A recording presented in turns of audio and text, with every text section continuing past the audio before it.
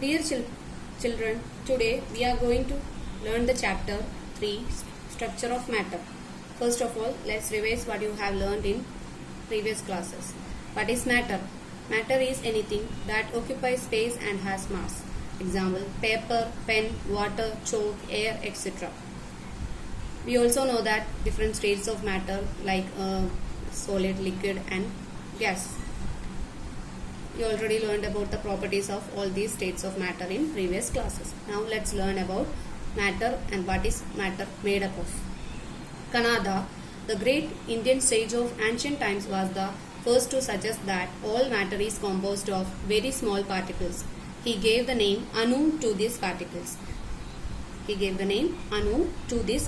particles are called as Anu in the ancient times. Now let's just take an example. Take a piece of iron. It is made up of matter. Let's break this iron into small pieces. If we continue breaking, we can get still smaller pieces of iron. At last, it will stop somewhere. We cannot make further breaking is not possible. Further breaking is not possible. At that time, that particle is called small. That is the simplest particle of that iron piece.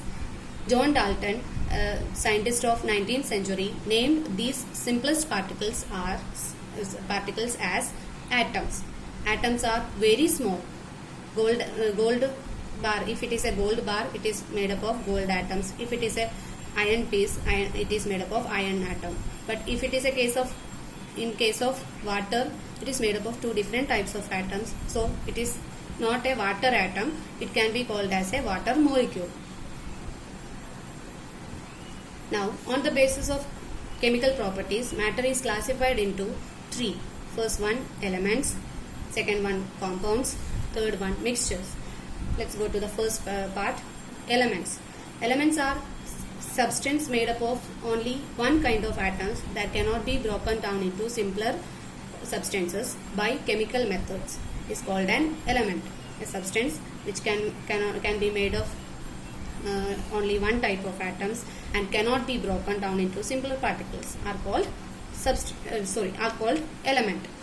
The smallest particle of an element is an atom. There are about 118 different elements present in the universe. Out of these, 94 elements occur naturally on the earth.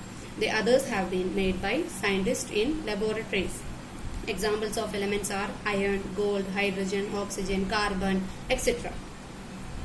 The next category is compounds. A substance formed by the chemical combination of two or more elements in fixed proportions is called compound. Means a substance which is made up of more than one elements. It is called a compound. The smallest particle of a compound is a molecule. For example, water is made up of two elements, hydrogen and oxygen. It is a compound. Just like that, common salt is another example of compound. It is made up of sodium and chlorine. There are millions of compounds present all around us. Their molecules are different from each other. Just like the alphabets, 26 alphabets, out of these 26 alphabets we are making thousands of words. Just like that, you can make millions of compounds from the 118 elements. Now let's go to the definition of atom and molecule. First one, atom. An atom is the smallest particle of an element that can take part in a chemical reaction. It may or may not exist independently.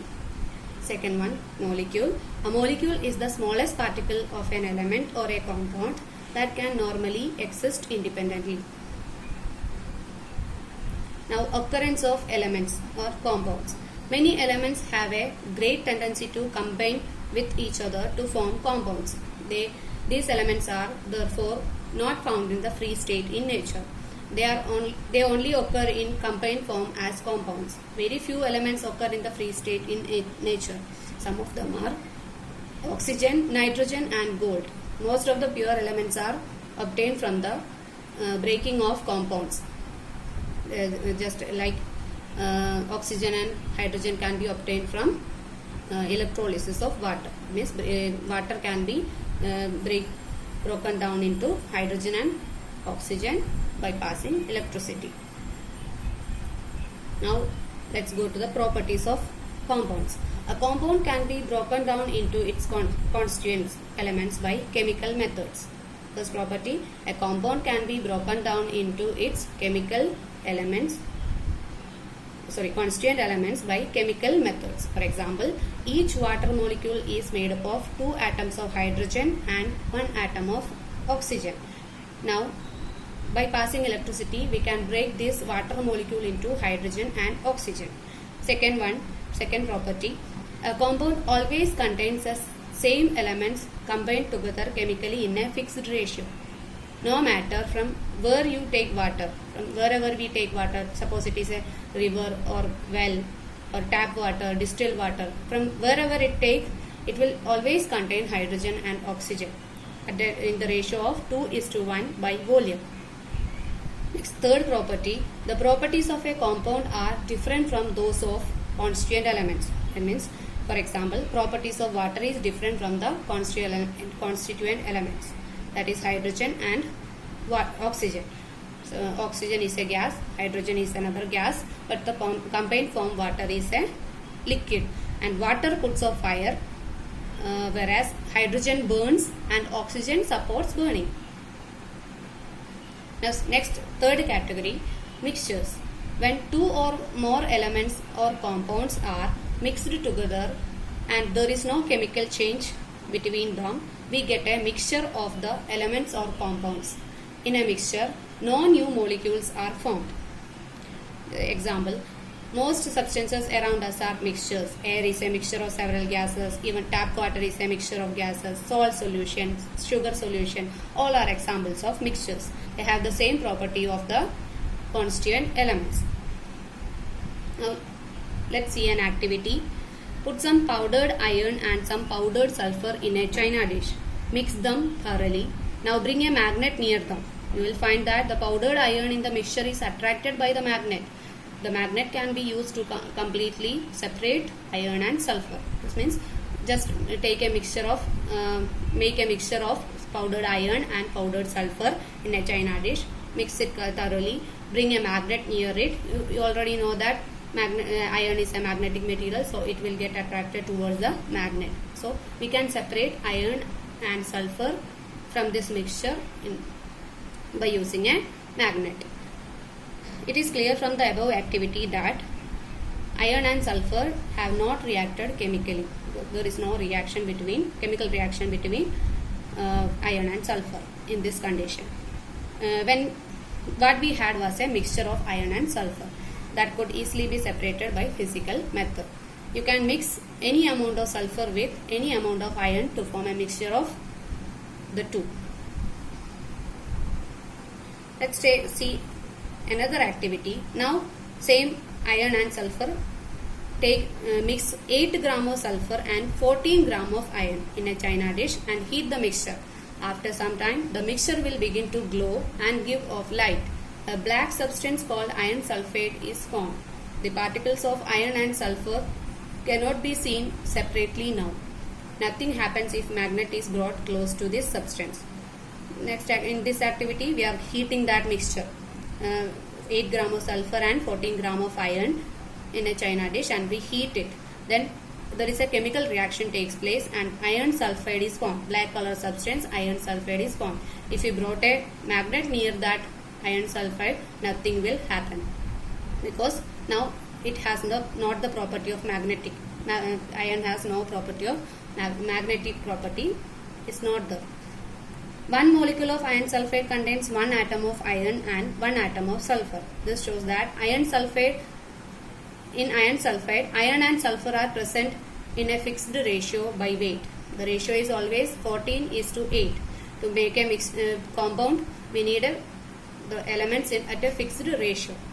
If the mixture contains iron or sulfur more than this fixed ratio, then the extra sulfur or iron will be left over. Now let's go to the differences between compounds and a mixture. Compound and a mixture.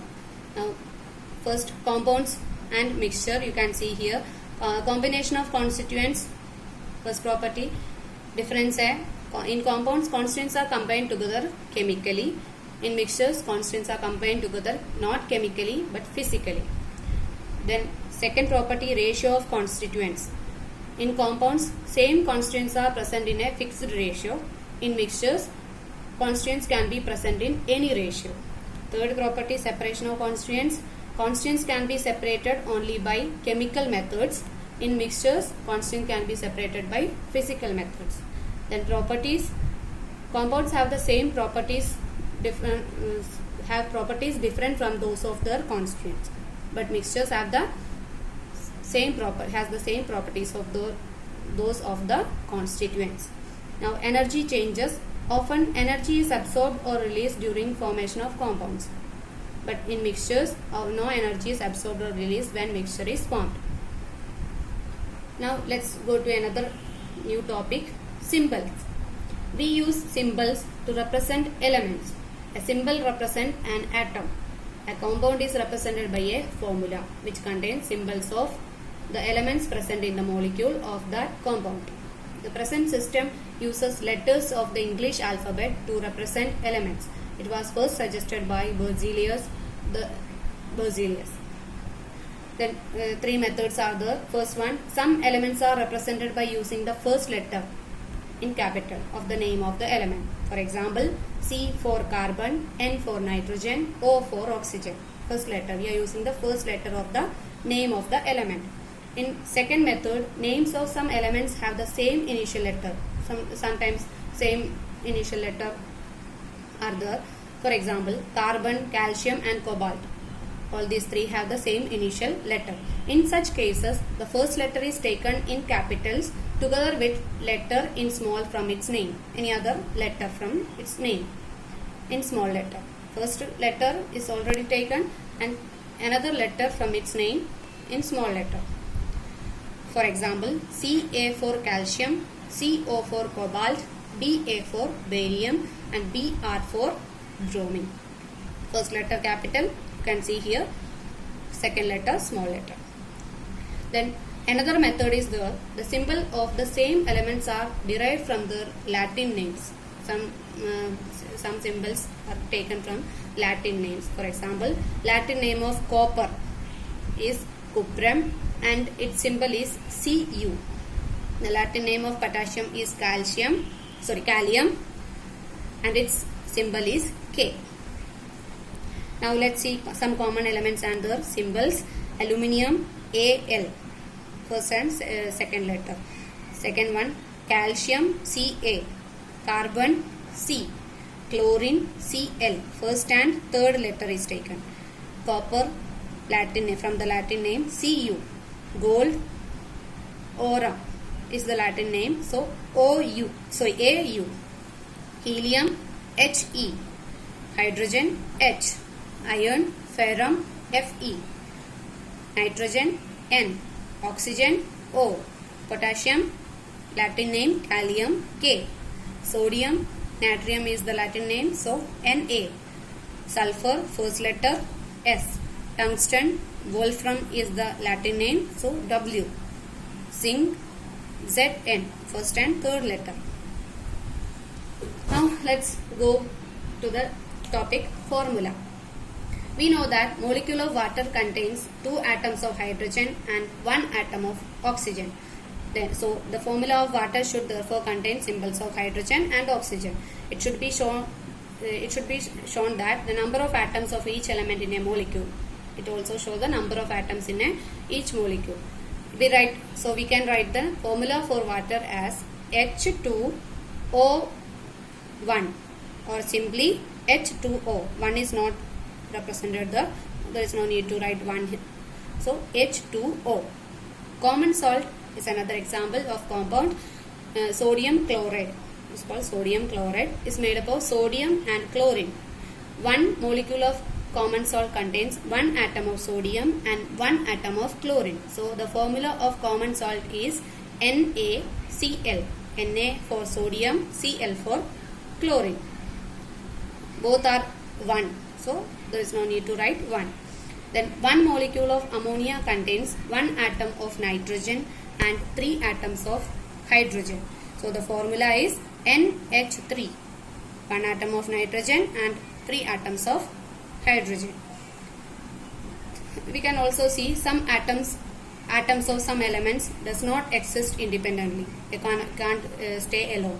So they can combine with atoms, more than one atoms, 2 or more atoms combine together and form molecules. Just like example H2. H2 is the molecule of hydrogen. Hydrogen atom cannot exist independently, so it combined with another hydrogen atom and form hydrogen molecule. O2, a molecule of oxygen. Oxygen atom also cannot exist independently, so it will combine with another oxygen atom and form O2. It's a molecule. Then Cl2, N2 are also examples of molecules. Then we can say a formula represents the following. First, a formula represents the type of elements present in the compound. What are the elements present in the compound? Second, the number of atoms of each elements present in the compound. It also shows the number of elements. Then molecule of the compound. Third one, molecule of the compound. All these three things are represented by a formula. Now we can see some formula of different compounds. Compound hydrochloric acid, HCl. That means one hydrogen atom, one chlorine atom. Hydrogen and chlorine. Then second one, iron sulfide, Fe for iron, S for sulfur. One iron atom and one sulfur atom. Magnesium chloride, Mg for magnesium, Cl2. One atom of magnesium and 2 atoms of chlorine combined and form magnesium chloride. And sodium oxide, Na2O. 2 atoms of sodium combined with 1 atom of oxygen. Magnesium oxide, MgO. Magnesium, 1 atom oxygen. Carbon dioxide, CO2. 1 carbon atom and 2 oxygen atom. Methane, CH4. 1 carbon atom and 4 hydrogen atoms. Sulfuric acid, H2SO4.